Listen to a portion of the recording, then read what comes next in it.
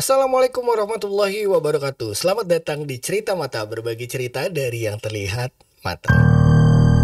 Disclaimer, saya bukan cenayang, bukan paranormal atau yang sejenisnya. Saya hanya terkadang saja kebetulan bisa melihat mereka.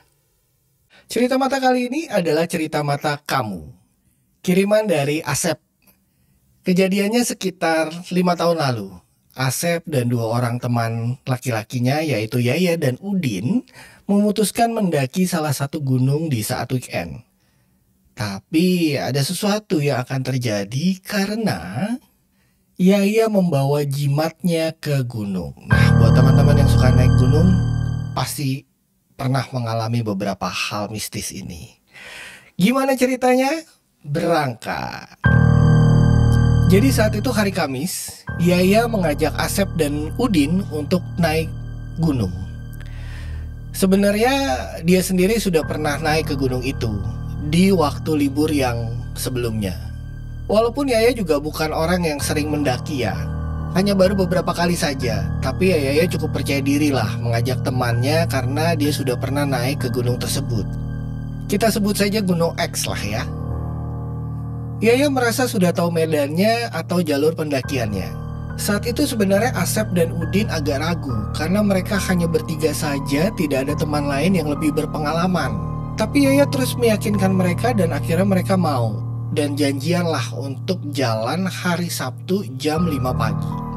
Saat mereka bertemu, Yaya mulai sesumbar atau sombong. Kata Yaya, pendakian kita kali ini akan aman sentosa. Tidak akan ada makhluk-makhluk yang akan gangguin kita. Ia berkata seperti itu sambil menunjuk kalung jimatnya dengan tersenyum bangga. Lalu Asep bertanya, "Wah, kalung apaan itu? Dari mana lo dapet?" Yaya menjawab lagi, "Ada deh. Pokoknya ini kalung akan menjaga kita selama pendakian." Udin cuma bisa diam aja menatap, tapi dengan pandangan yang ragu. Singkat cerita, akhirnya mereka memulai perjalanannya.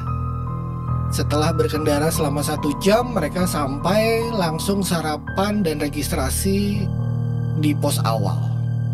Setelah itu mulailah pendakian. Karena waktu masih sangat pagi, maka disepakati untuk mendaki santai saja.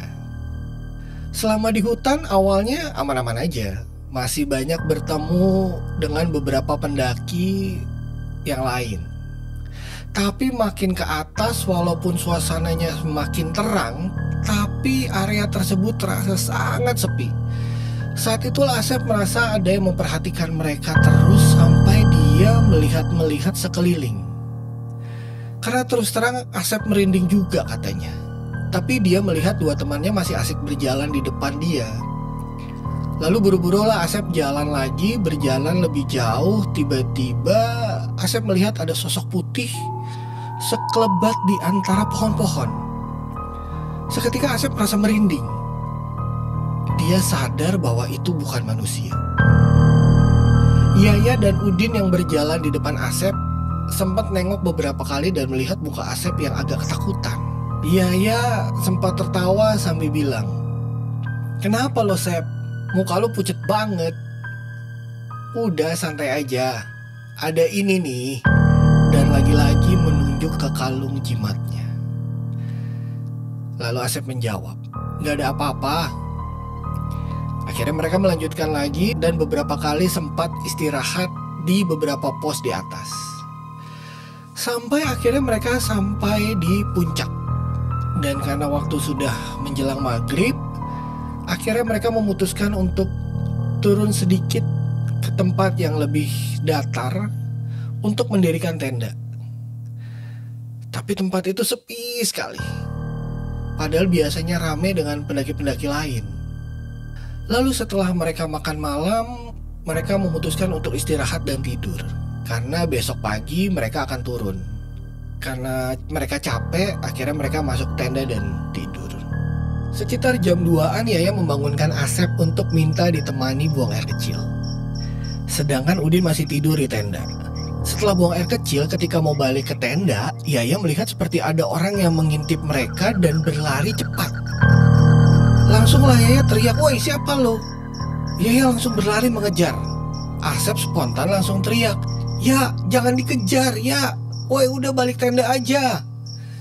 Tapi Yaya terus berlari menjauh sampai akhirnya Asep pun ikut berlari mengejar Yaya. Tapi Yaya langsung berhenti karena sosok itu hilang. Yaya langsung marah-marah. Sialan tuh orang, ngintip-ngintip. Mau apa ya dia? Sambil ngos-ngosan, Asep seketika tersadar. Ya, ini kita di mana? Yaya langsung melihat sekitar. Berusaha tenang, lalu menjawab, "Udah, kita ikutin aja setapak ini untuk balik ke tenda." Setelah lama berjalan, mereka baru sadar kenapa tidak sampai-sampai. Karena gelap, tahu-tahu mereka berjalan di pinggir jurang. Dan mereka terpeleset jatuh berguling-guling ke bawah. Seketika mereka pingsan.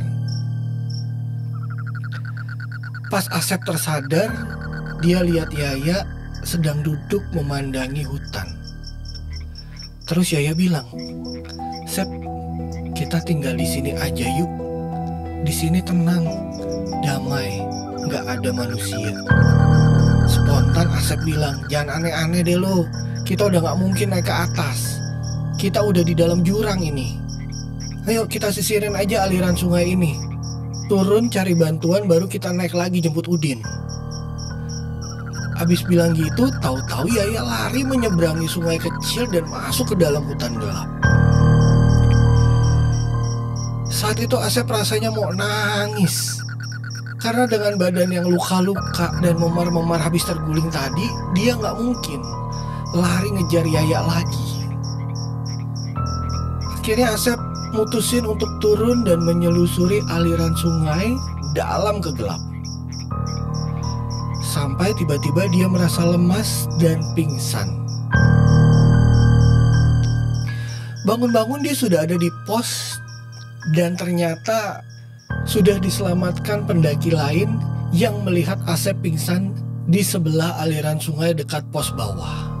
Asep langsung nangis menceritakan semua dan langsung bertanya, Yaya di mana? Yaya ketemu atau enggak? Dia tadi sama gue terus lari ke dalam hutan. Udin juga masih di atas, tolong selamatkan mereka. Tolong selamatkan mereka semua." Bang Arif sebagai ketua penjaga pos menjelaskan, "Lo istirahat dulu ya, karena kalian tidak kembali setelah 2 hari. Kita cari dan sudah ketemu Udin yang ternyata menderita hipertemia di dalam tenda. Dan ia sudah meninggal.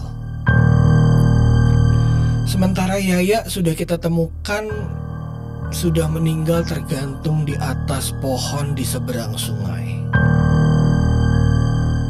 "Gak mungkin, dia masih hidup kok. Setelah kami jatuh itu dia masih lari ke dalam hutan. Malahan sempat ngomong yang enggak." Asep mencoba untuk menjelaskan lagi. "Sep, Yaya meninggal tepat setelah kalian jatuh. Leher dan kakinya patah, Sep. Gak mungkin dia lari dengan keadaan seperti itu. Terus kenapa Yaya tergantung di pohon?" Bang Arif menjelaskan lagi. "Sep, sepertinya makhluk di hutan ini ada yang tidak suka dengan jimat yang Yaya pakai. Makanya dia dikerjai. Apa kamu tidak merasakan ada yang mengganggu kalian? Kalung jimatnya juga udah rusak, Sep. Seperti ditarik, mencekik lehernya. Kami meminta bantuan Pak Soleh sebagai kuncen gunung ini. Karena kematian Yaya gak wajar. Sangat aneh. Betul begitu kan Pak Soleh?" Pak Soleh hanya mengangguk, sedih tanpa berkata apapun. Seketika Asep langsung syok dan berusaha mengingat dan mencerna semua kejadian ini. Mengingat betapa Yaya dari awal sudah bangga dan sombong karena dia membawa kalung jimat itu. Sampai hari ini Asep tidak pernah naik gunung lagi. Itu merupakan pengalaman pertama dan terakhir untuk Asep. Trauma kehilangan 2 temannya itu akan terus melekat di dalam ingatannya. Pesan moral dari cerita kali ini adalah kalung jimat apapun tidak akan bisa menyelamatkan kita. Berdoa dan hanya berharap kepada Allah Subhanahu wa Ta'ala yang harus selalu kita lakukan dimanapun kita berada. Apalagi di gunung yang juga menjadi rumah bagi para makhluk-makhluk tak kasat mata. Dan jangan pernah berlaku sombong. Demikian cerita mata kali ini, sampai berjumpa di cerita mata berikutnya.